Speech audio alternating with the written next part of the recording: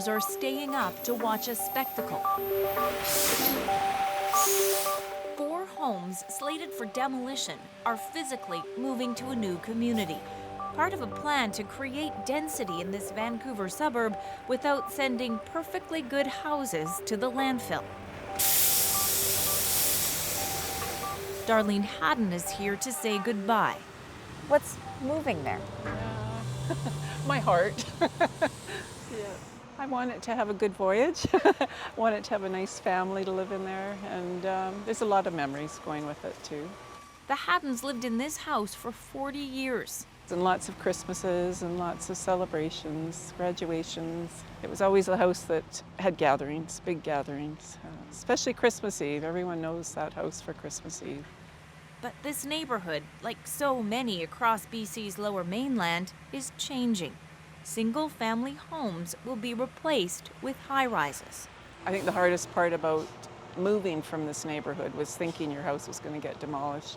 And when we found out it wasn't going to be, it was a big difference. It made me very content and happy that someone else could share it.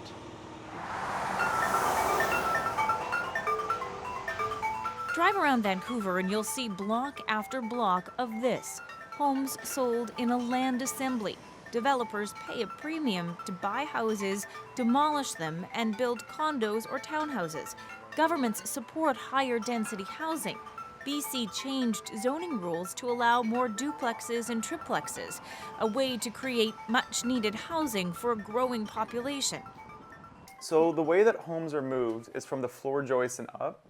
But something about all that didn't sit right with Glenn Lewis. I was driving around Vancouver and looking at hundreds and hundreds of homes that had land assembly signs in front of them, or then a week or two later that would have a demolition crew bulldozing these homes. And when I looked at the condition and the quality of these homes, it just seemed unbelievably wasteful that developers were paying money to tear down what looked like perfectly good homes. When you drove by and saw those land assembly signs, did you have a background in construction? Nope. In fact, Lewis's background is in politics and activism. And so I think really at my core, personally, and at the core of this company, it's about being agents for change and saying we can do development differently, we can do it more responsibly. 4 years ago, Lewis founded Renewal, the company's goal to bid on homes that would otherwise be demolished and move them to places where housing is desperately needed, such as First Nations. And it keeps building material out of the dump. About a third of all waste in Metro Vancouver landfills comes from construction. Metro Vancouver is one of the demolition capitals of the world right now. The amount of waste, the amount of demolition happening is absolutely incredible, and I would argue sickening when you see what's happening. So when was this home built? So this home was built in 2017, so about 8 years ago. That's right. This house, slated for demolition, is just 8 years old. Renewal is prepping the home to be moved to an Indigenous community more than 100 kilometers away. That's kind of an impressive sink. It looks modern and fancy to me. This is the kind of stuff that ends up in our landfills every day. You would pay hundreds of dollars for that at Home Depot. That's right. Moving the homes is a logistical feat. The moves happen overnight when there's no traffic. First, houses are loaded onto trucks, streets are closed, power lines turned off. The goal is getting the home to water, where it can be reloaded onto a barge, then moved by river or ocean to communities along the coast. What was it like watching this move? Well, it was really neat. This particular house, they actually drove right underneath the SkyTrain guideway. Craig Hodge is the city councillor in Coquitlam. He says these 4 homes were saved from demolition. Now they're being stored on a city lot before being moved to new communities. We're now looking at policies to improve the procedures for moving homes so that it becomes just as easy to move a home as it is to demolish a home. That means helping with route planning and speeding up permits. He says it won't work for every house, but there's certainly an opportunity. And what I'd like to see is a requirement that all homes undergo an assessment for moving before they're demolished. Not all homes can be moved. Only about 20% can. But if you look at the 3,000 homes that were demolished this year in the Lower Mainland, 20%, that's 600 homes that were candidate for moving. All of this sounds expensive to me, right? Like finding the crews to move the homes, to build the foundation in the next place. How is this affordable when compared to building new?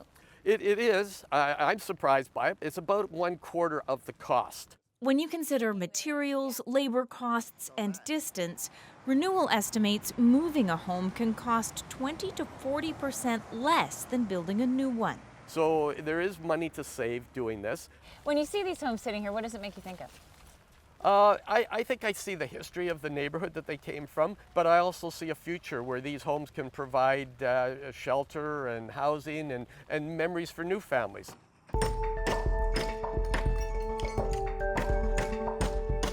I'd like to welcome you all to the Swaya of the Seashaft people. This is one of those neighborhoods, a brand new subdivision on the Seashaft Nation on the Sunshine Coast. Of the 34 homes planned here, 10 are saved from demolition in Vancouver suburbs. I need to house people yesterday.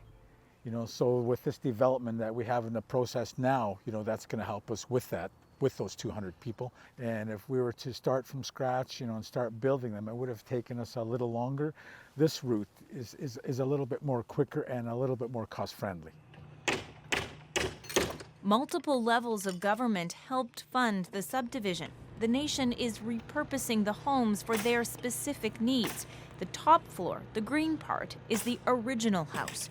Crews here are adding a brand new main floor, creating 2 separate homes. It was delivered as a ranch-style home. Yeah. And what you see now is what has been You're added. adding the bottom floor, and that it'll be is 2 correct. units, 3 bedrooms on top, 2 bedrooms downstairs. Yes. The need for homes grows so much, not just for First Nations people, but, across Canada. It's just something that will continue to grow, and this is one way of kind of slowing that growth down a little bit. This will be affordable housing. The nation is developing a rent-to-own plan, likely based on income. So what I picture, what I see, what I hope, is my dream, is you will have that single family upstairs, then downstairs in the 2-bedroom unit will be Grandpa and Granny, so the kids will be running downstairs to go and get spoiled by Grandpa and Granny. These foundations are being prepared for the next homes from the Lower Mainland, including Darlene Haddon's home. I think that there's going to be a happy family in this house, and they're going to love it as much as we do, or did. Once everyone has moved in, an open house is planned. Former owners and new will meet. Fresh memories in homes that have already seen so many.